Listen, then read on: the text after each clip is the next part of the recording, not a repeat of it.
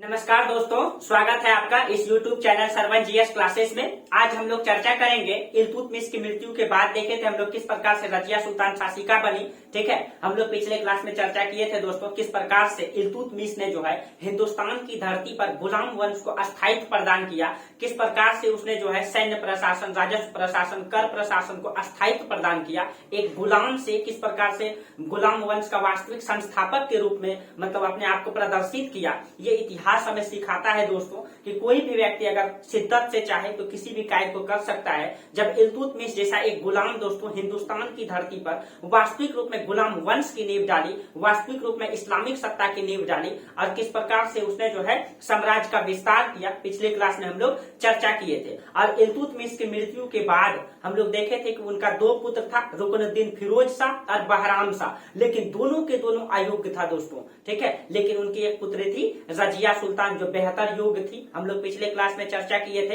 इल्तुतमिश की मृत्यु के बाद रुकनुद्दीन फिरोज शाह शासक बनता है जो बिल्कुल तुर्क चालीसा दल के जो है गुलाम की तरह काम करता है, कठपुतली की तरह काम करता है और जिसके कारण से जो है साम्राज्य में अराजकता की स्थिति रहता है। और उस स्थिति में जो है रजिया सुल्तान सामने आती है, दिल्ली की जनता से मदद मांगती है, दिल्ली की जनता के मदद से जो है राज पे आकर उसके जो है महल पे आक्रमण करके रुकनुद्दीन फिरोज शाह की हत्या करके रजिया सुल्तान शासिका बन जाती है। और ये भारत की पहली महिला शासिका थी दोस्तों। उस समय जिस समय दोस्तों महिलाओं को घर से बाहर निकलने का अधिकार नहीं था, उस समय रजिया सुल्तान ने मर्द की तरह सामने आकर के ठीक है पूरे साम्राज्य का समाज का सामना किया दोस्तों। और एक शासिका नहीं, रजिया सुल्तान को उसकी बोल्डनेस की वजह से दोस्तों उसको रजिया बेगम नहीं रजिया सुल्तान कहा करते थे लोग। ठीक है, रजिया सुल्तान कहा करते उनके बोल्डनेस की वजह से उनके तो कहते दोस्तों अगर आपके अंतर्गत जो गुण है, क्षमता है, योग्यता है तो आप किसी भी कार्य को किसी भी परिस्थिति में कर सकते हैं। जिस परिस्थिति में महिला को घर से निकलने का अधिकार नहीं था,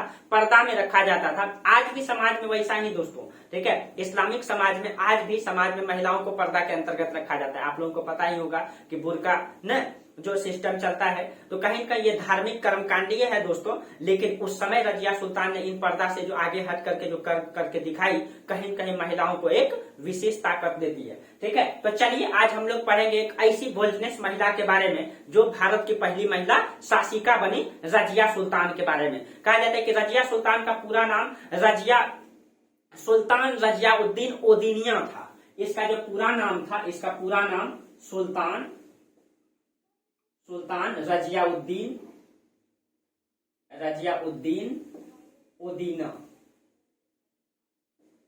ओदीना इनका पूरा नाम था ये। ठीक है, ये रजिया सुल्तान का पूरा नाम था ओदुनिया।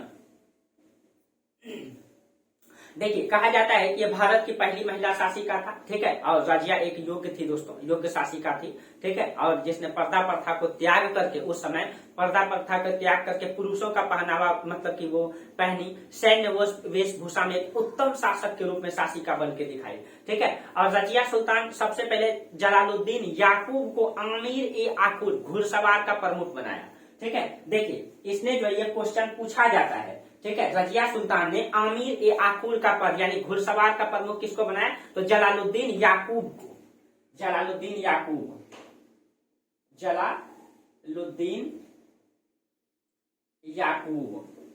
इनको जो है रजिया सुल्तान ने घुड़सवार का प्रमुख पद दिया था। ठीक है, आमिर ए आकुल इसको कहा जाता है, आमिर ए आकुल, ये क्वेश्चन पूछा जाता है। ठीक है, इनको ये पद दिया। ठीक है, और आपको पता है कि इस समय राजधानी दिल्ली है। ठीक है, देखिए ये आपका गंगा नदी, ये गंगा है, ये आपका यमुना है। ठीक है, देखिए तो यमुना के किनारे जस्ट आपका यहाँ पे दिल्ली पड़ता है, इसके नीचे में आगरा है, नीचे दक्षिण में आकर ये आपका दिल्ली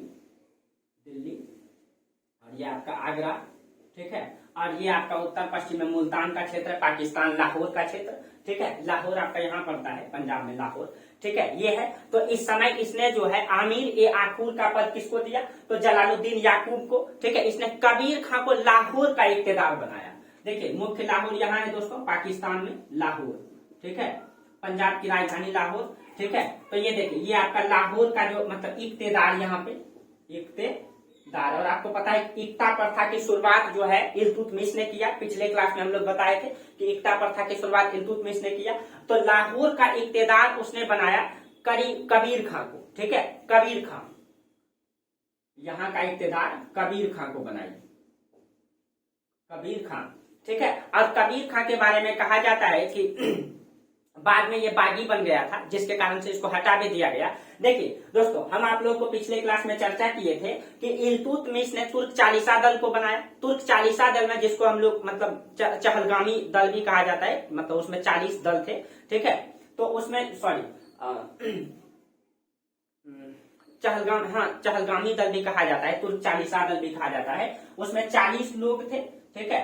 तुर्क चालीसा दल में जो है 40 लोग थे, जिसकी स्थापना किसने किया था? इल्तुतमिश ने। इसमें अमीर वर्गों को रखा गया था, उच्च वर्गों को रखा गया था। और ये जो है, जब इल्तुतमिश की मृत्यु हुई तो रुकनुद्दीन फिरोज शाह जब शासक बना, तो ये 40 तुर्क जो थे, जो अमीर थे, ये जो है कि डायरेक्ट शासक पर ही अपना कब्जा जमा लिए, और ये जो चाहते थे वही होता था। लेकिन रजिया सुल्तान दोस्तों बिल्कुल इससे अपोजिट काम करना स्टार्ट किए, एक योग्य शासक की तरफ अपने से निर्णय लेना स्टार्ट किए, जो बिल्कुल इस तुर्क चालीसा को जो है पसंद नहीं था, ठीक है, पसंद नहीं था।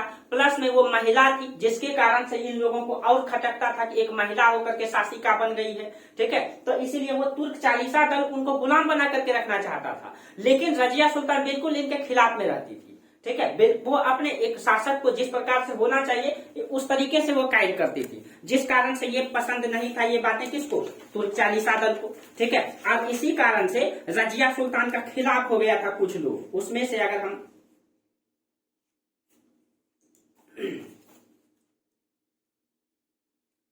एक सेकेंड दोस्तों,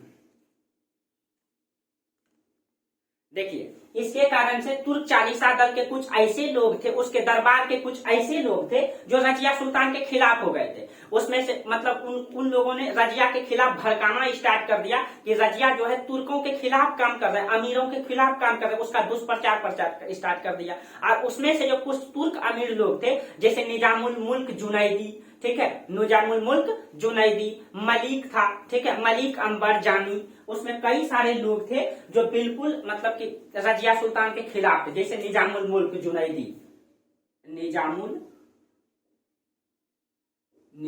मुल्क जुनैदी थे, ठीक है। उसके बाद जो है मलिक अंबर जानी,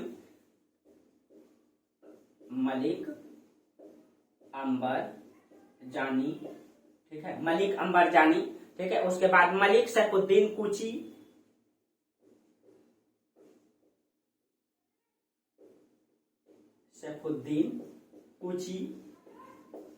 मलिक सैफुद्दीन कुची, ठीक है। मलिक सैफुद्दीन कुची, इजुद्दीन सलारी,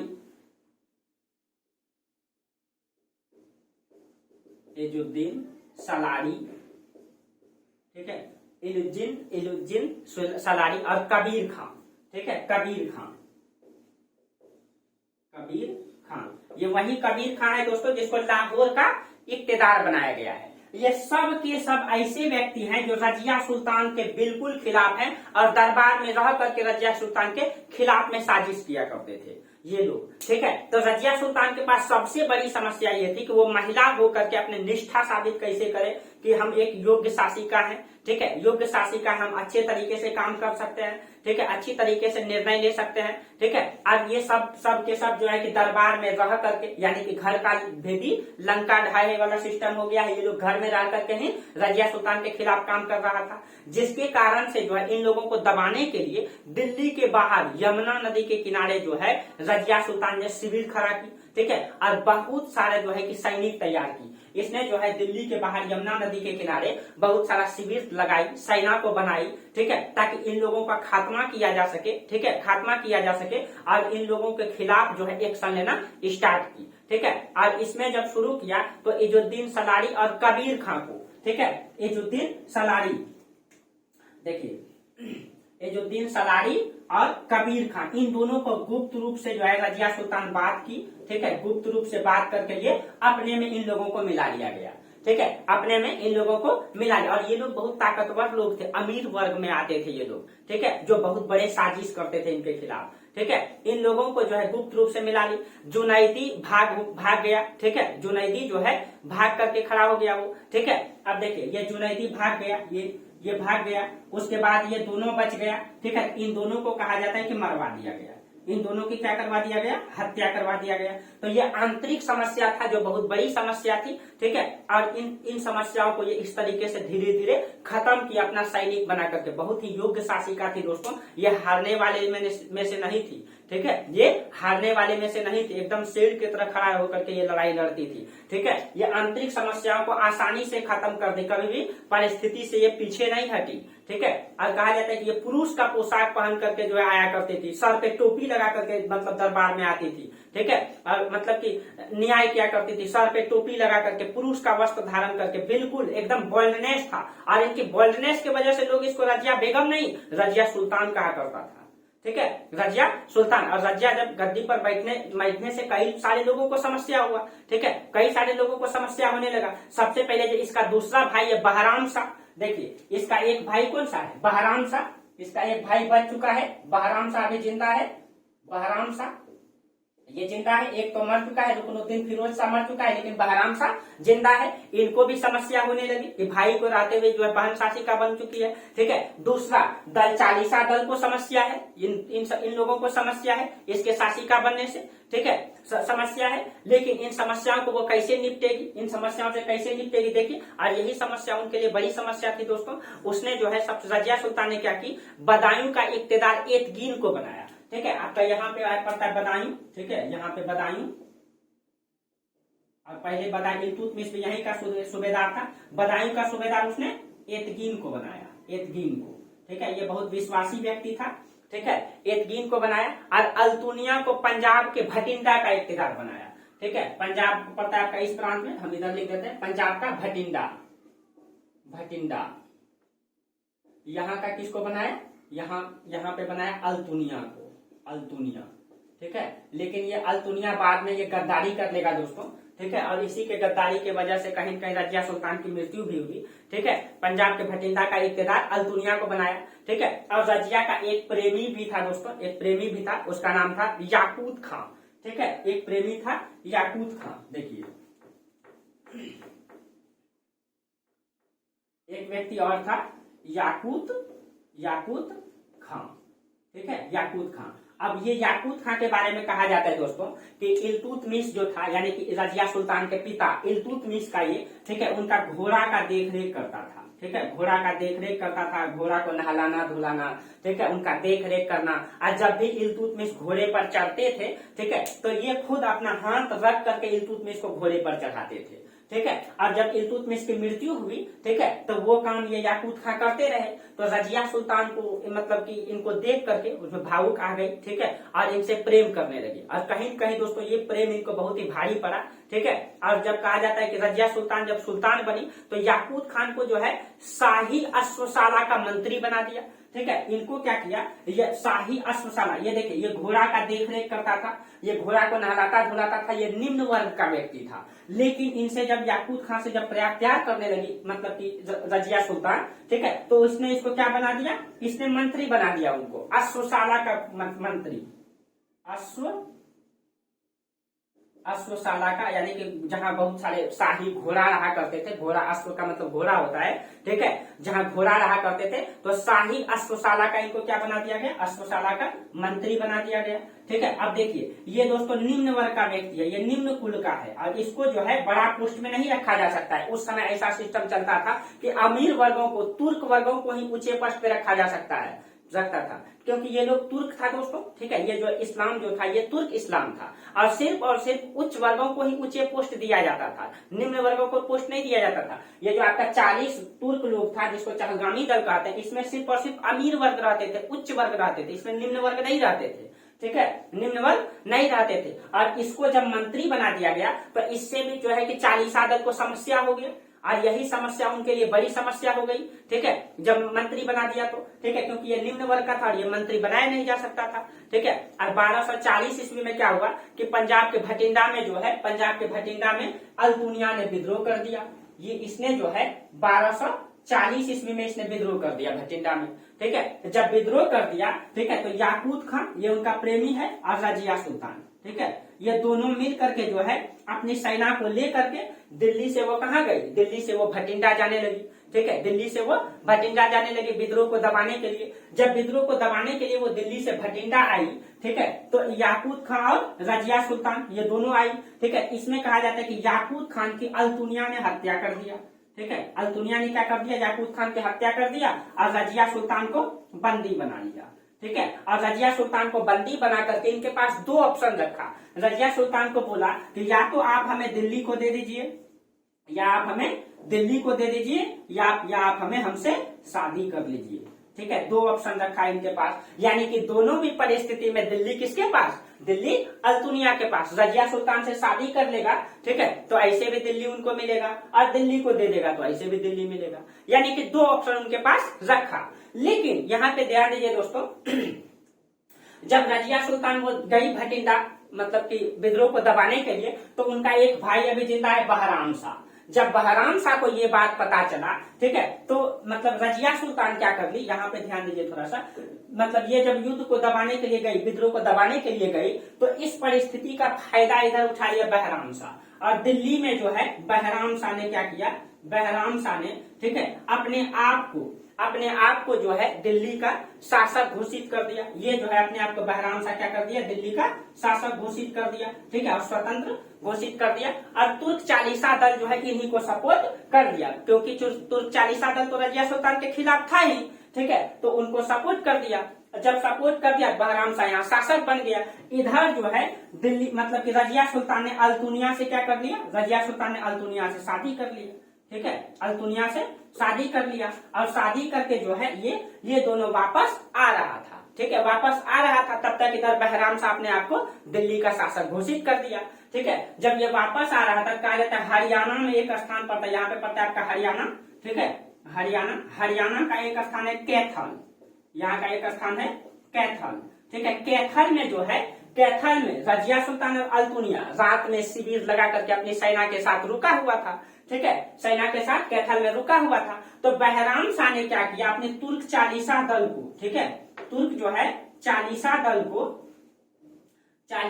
को जो है दल के साथ साथ कई सारे मतलब बहुत सारे सेना को भेज दिया इनके खिलाफ, ताकि जब तक अल्तुनिया की और रजिया सुल्तान की हत्या नहीं करेगा तो बहराम शाह तो वास्तविक शासक बन नहीं सकता है। तो इसने क्या किया, तुर्क चालीसा दल को जो है इसके खिलाफ में भेज दिया सेना लेकर के। और कहा जाता है कि हरियाणा के कैथल में यहीं पे शिविर लगा करके रात में जो है रजिया सुल्तान और मतलब कि वो अल्तुनिया दोनों आराम कर रहा था, ठीक है। और 12 बजे रात में कहा जाता है इनको सेना ने घेर लिया, ठीक है, और अल्तुनिया को भी और रजिया सुल्तान को भी दोनों की हत्या कर दिया इसमें, ठीक है। अल्तुनिया की भी हत्या हो गया, रजिया सुल्तान की भी हत्या कर दिया गया, ठीक है। और इस प्रकार से जो है रजिया सुल्तान की क्या हो गई, मृत्यु हो गई। लेकिन रजिया सुल्तान एक योग्य शासिका थी दोस्तों, इसलिए तो कहा जाता है कि रजिया गुंडों से घिर गई, ठीक है। अब मतलब उनको धोखे से मारा गया दोस्तों, नहीं तो रजिया सुल्तान बहुत ही योग्य शासिका थी। 4 वर्ष उसने शासन की, ठीक है, और अपनी योग्यता को उसने साबित करके भी दिखाया इस परिस्थिति में।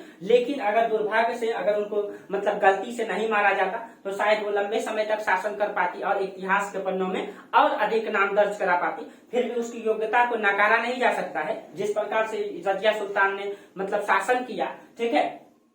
और इस तरीके से देखा जाए तो रजिया सुल्तान जो है कहीं कहीं एक बेहतर शासिका के रूप में जो है अपना मतलब नाम को दर्ज कराई, ठीक है। लेकिन 1240 ईस्वी में कैथल में उनकी मृत्यु हो गई। 1240 ईस्वी में 1240 ईस्वी में कैथल में उनकी क्या हो गई, मृत्यु हो गई, ठीक है, उनको मार दिया गया, ठीक है। उसके बाद जो है शासक बन गया कौन, बहराम शाह शासक बन गया। रजिया सुल्तान की मृत्यु के बाद शासक कौन बना, बहराम शाह। देखिए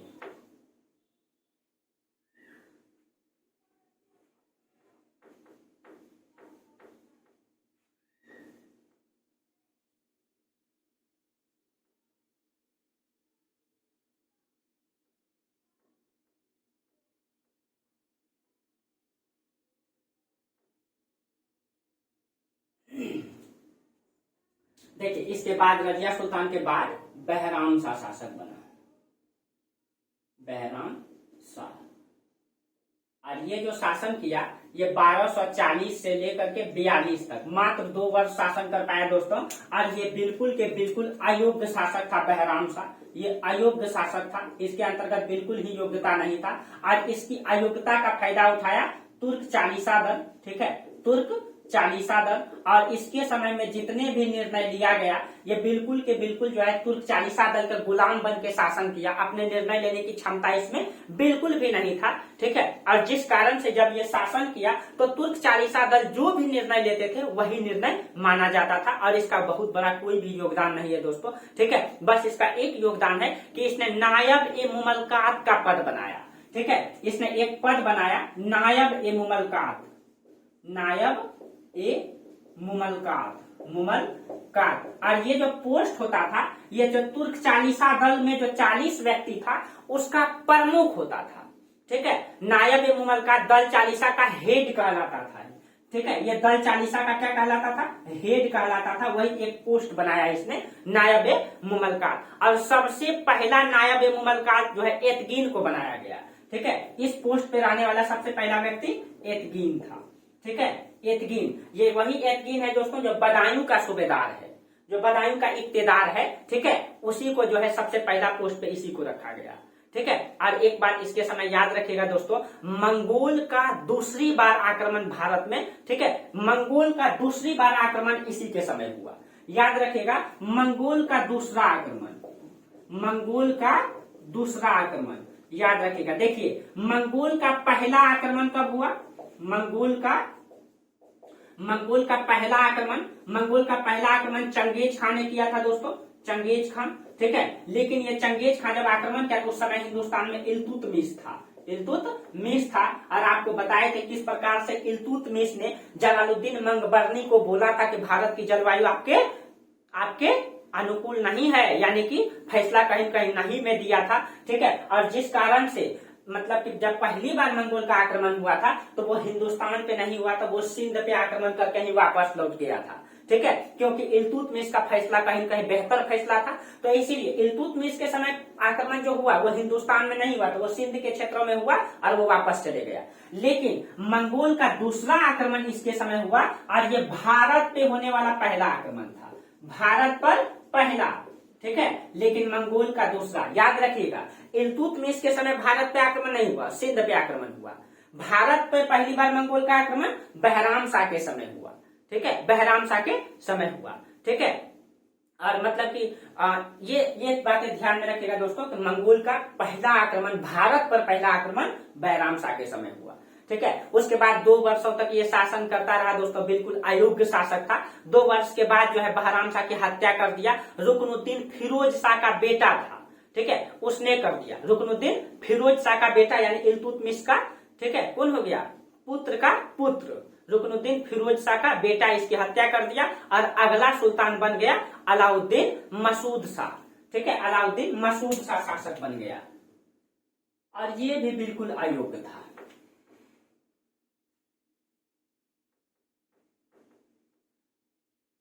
देखिए इसकी हत्या कर दिया, ठीक है, इसकी हत्या कर दिया गया 1242 ईस्वी में। और अगला शासक कौन बन गया, अगला शासक बन गया अलाउद्दीन मसूद शाह, अलाउद्दीन मसूद शाह, ठीक है। और अलाउद्दीन मसूद शाह जब शासक बना तो ये 1242 से 46 तक शासन किया, और ये भी अयोग्य था। 1242 से 46 तक शासन किया और ये भी बिल्कुल अयोग्य था। और इसकी अयोग्यता का फायदा कौन उठाया, अयोग्यता का फायदा उठाया तुर्क चालीसा दल ने उठाया, या चहलगामी चालीसा दल ने इसका फायदा उठाया, ठीक है। और ये भी जितना के जितना अपने जीवन में निर्णय लिया वो बिल्कुल चालीसा दल के निर्णय से ही ये प्रभावित था, ठीक है। और अलाउद्दीन मसूद शाह के बाद जो शासक बना नासिरुद्दीन महमूद, ठीक है, इसके बाद जो शासक बना नासिरुद्दीन महमूद। देखिए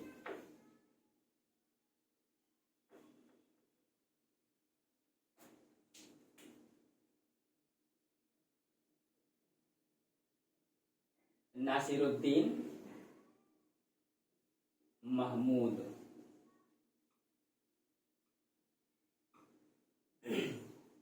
नासिरुद्दीन महमूद ये 1246 से लेकर के 1255 65 ईस्वी तक शासन रहा।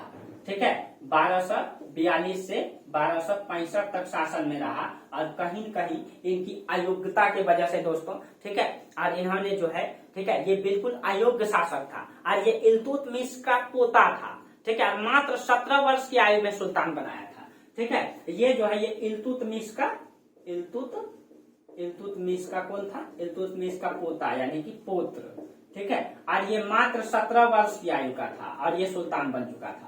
ठीक है, मात्र इनका आयु 17 वर्ष था और ये मतलब कि शासक बन गया और मात्र 17 वर्ष की आयु होने के कारण इसके अंतर्गत कोई अनुभव नहीं था दोस्तों। कहते हैं अनुभव, जिंदगी बहुत बड़ी जिंदगी होती है। ठीक है, कभी कभी दोस्तों पढ़ा लिखा होना भी बेकार हो जाता है, क्योंकि एक अनुभव जो होता है ना, वो नई चीजें सिखा करके जाता है। ठीक है, और वो तभी आ सकता है जब आपके पास विषम से विषम समस्या आए, कठिन से कठिन परिस्थिति आए और उस कठिन परिस्थिति से जब आप निकल जाएंगे तब आपको लगेगा कि एक नई अनुभव, एक नई जिंदगी की शुरुआत किया है। ठीक है, तो कहीं कहीं इसकी उम्र कम है और उम्र के अनुसार से अनुभव नहीं है और जिस कारण से इसने जो मतलब अपने जीवन में निर्णय लिया, बिल्कुल जो है ये भी तुर्क चालीसा दल के गुलाम बन के शासन किया एक प्रकार से। ठीक है, ये जो है तुर्क चालीसा का कठपुतली बन के शासन किया। ठीक है, कठपुतली बन के शासन किया, कठपुतली बन के ये बिल्कुल शासन किया। ठीक है, तुर्क चालीसा दल के कठपुतली बन के। लेकिन इसके समय में जो है दोस्तों, इन्होंने अपना प्रधानमंत्री बनाया बलबन को। ठीक है, वजीर या प्रधानमंत्री कहते हैं उसको। ठीक है, इसने अपना वजीर किसको बनाया? वजीर का मतलब होता है प्रधानमंत्री, वजीर का मतलब प्रधानमंत्री। इसने अपना प्रधानमंत्री बनाया बलबन को। ठीक है, बलबन, अभी अगले क्लास में बलबन के बारे में चर्चा करेंगे दोस्तों। बलबन को यही मौका था अपनी निष्ठा साबित करने का। ठीक है, क्योंकि बलबन दोस्तों ये भी एक गुलाम था, इसको भी गुलाम के रूप में खरीदा गया था। लेकिन इनका लंबा शासन काल 1242 से 65 तक लंबा शासन काल रहा, एक लंबा अनुभव भी इनको मिला। ये लगभग बलबन दोस्तों 20 साल तक प्रधानमंत्री बन के शासन किया और एक नया अनुभव लिया। ठीक है, और उस अनुभव से अपनी निष्ठा को बढ़ाया और आगे जाकर के ये सुल्तान भी बना। एक गुलाम किस प्रकार से सुल्तान बनेगा और एक योग्य शासन करके दिखाएगा, वो बलबन से हम लोग सीख सकते हैं दोस्तों। ठीक है, और मतलब कि बलबन को इन्होंने उलुग खां की उपाधि दिया था। इसको कौन सा उपाधि दिया था? उलुग खां, उलुग खां की उपाधि दिया था।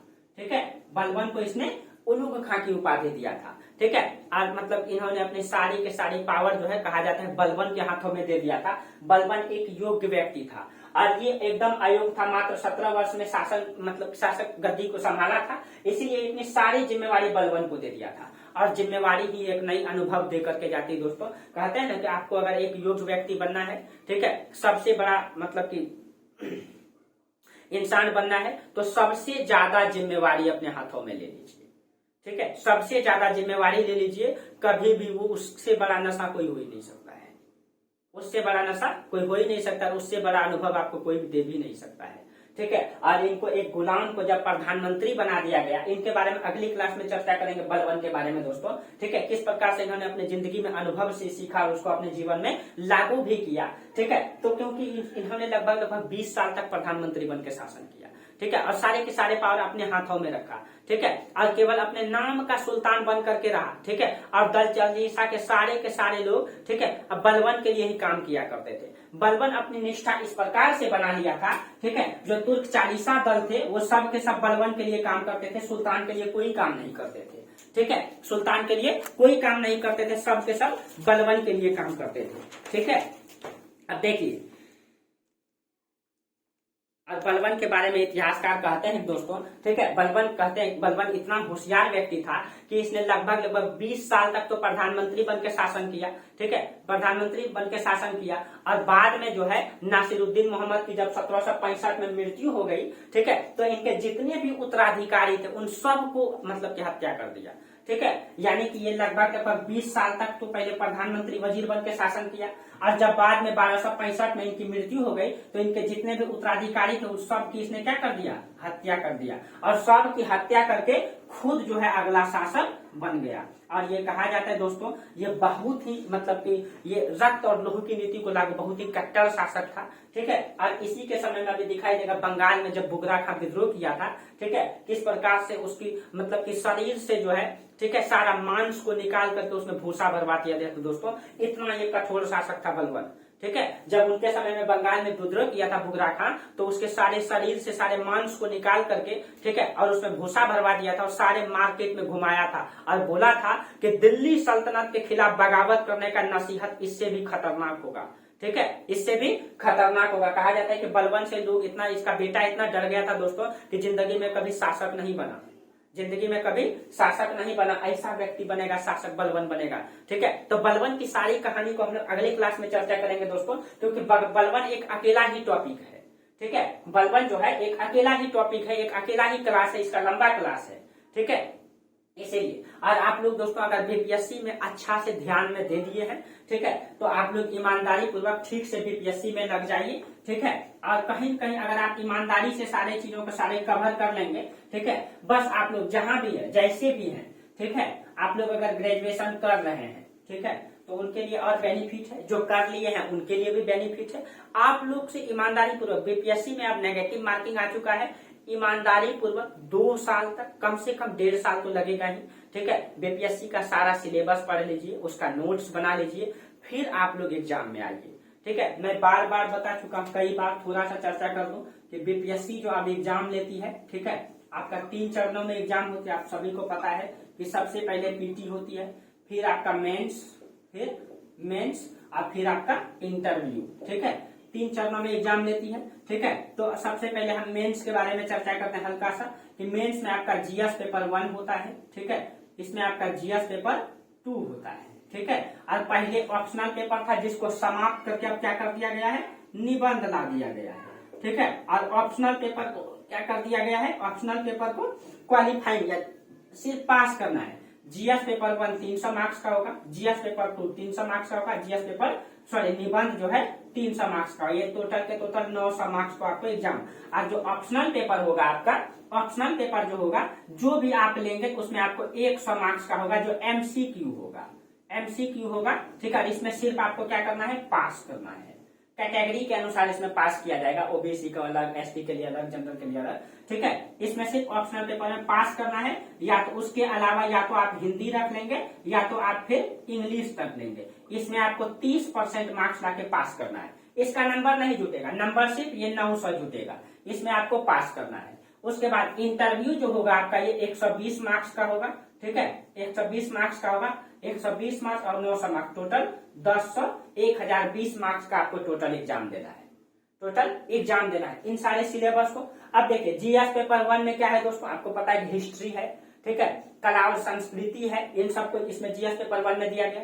जीएस पेपर 2 में ज्योग्राफी और क्वालिटी है, ठीक है। आप लोग इसको पूरा सिलेबस को देखेंगे, ठीक है, बीपीएससी का सिलेबस का बुक आता है, आप लोग उसको खरीद लेंगे, उसमें सारा चीजें दिया गया है, उसको आप लोग देख लेंगे। निबंध आपका 300 मार्क्स का होगा, आप जो लिखना पड़ेगा आपको, इसका बेहतर तैयारी करना पड़ेगा, ठीक है। अब देखिए जीएस पेपर 1, जीएस पेपर 2, इसको अगर बेहतर तैयारी कर लेंगे तो मेंस इंटरव्यू में यही सब काम आएगा आपको, ठीक है। अब देखिए जो पीटी है इसमें आपका क्या पूछा जाता है, आप लोगों को सबको पता है कि हिस्ट्री से क्वेश्चन रहता है, ज्योग्राफी से रहता है, क्वालिटी से रहता है, इकोनॉमिक्स से रहता है और साइंस का तीनों पेपर, फिजिक्स, केमिस्ट्री और बायो। उसके बाद जो है बिहार से क्वेश्चन रहता है, ठीक है, बिहार से क्वेश्चन रहता है। उसके बाद आपका बिहार के बाद करंट से क्वेश्चन रहता है, ठीक है, करंट से क्वेश्चन रहता है। देखिए हिस्ट्री से लगभग 20-22 क्वेश्चन हमेशा रहता है, कभी कभी 30 भी रहता है।